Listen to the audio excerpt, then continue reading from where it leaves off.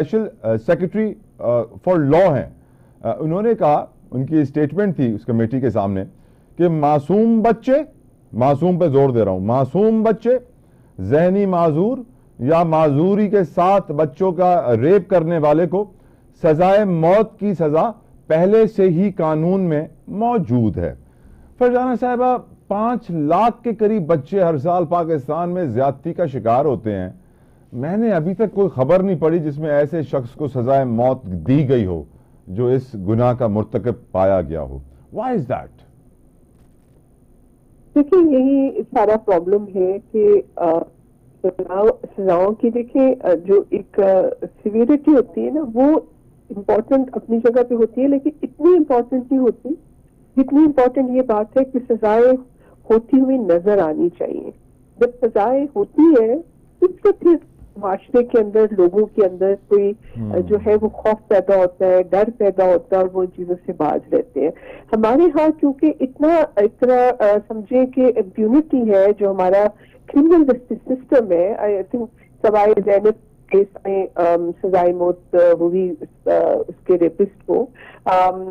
لیکن یہی ہے وہ جتنا آپ نے کہا کہ ہمارے ہاں تو اب بہت زیادہ جو ہے وہ سیکسول ابیوز بچوں کے خلاف, جتنے بھی مارجنلائز سیکشنز آف سوسائٹی ہیں, چاہے وہ عورتیں ہیں, بچے ہیں, ٹرانسجینڈر ہیں, پیپل ود ڈسیبلٹی ہے,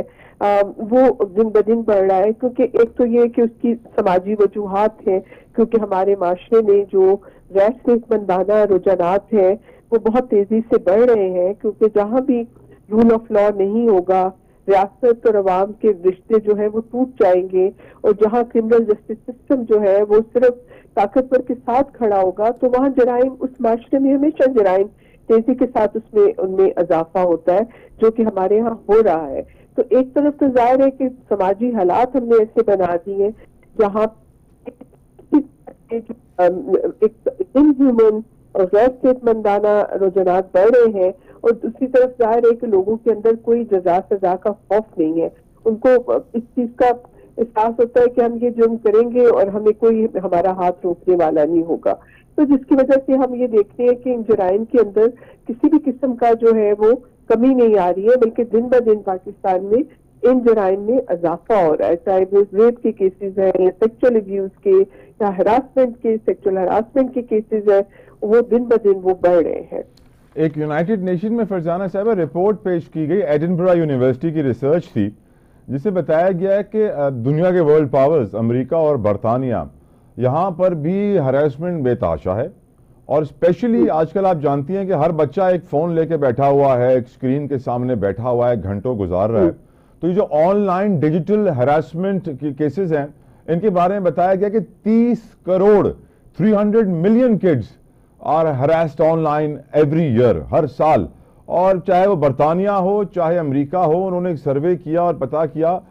کہ جو لوگ آن لائن ہراسمنٹ میں ملوث ہوتے ہیں, کیا وہ بچوں کو فزیکلی بھی ہراسمنٹ کا, ریپ کا نشانہ بنا سکتے ہیں. تو جب انہوں نے سروے کیا تو ان کو معلوم پڑا کہ کروڑوں کی تعداد میں ایسے لوگ ہیں جو بنا سکتے ہیں. ہمارے یہاں سیکشول فرسٹریشن, ڈپریشن, سپریشن عروج پہ کیا پہنچی, جو سیکشول بیماریاں ہیں, paedophiles and necrophilia, it's very hard to control them especially in this digital era. Farzana sahiba, کیسے کریں گے؟ دیکھیے, بات یہ ہے کہ امریکہ یا برطانیہ یہ کوئی آئیڈیل سوسائٹیز نہیں ہے. یہاں پہ بھی آپ دیکھیں کہ جس قسم کے مطلب سماجی جو وہاں بھی رویے ہیں, اس کے اندر جس کے ہاتھ میں انفلوئنس ہے, طاقت ہے, وہاں پہ آپ دیکھیں وہاں بھی سیکشل وائلنس ہوتا ہے, ریپ ہوتے ہیں. وہاں فرق صرف اتنا ہی ہے کہ وہاں جب پتہ چل جاتا ہے تو وہاں جوڈیشل سسٹم اتنا اسٹرانگ ہے کہ لوگوں کو سزائیں ہوتی ہیں.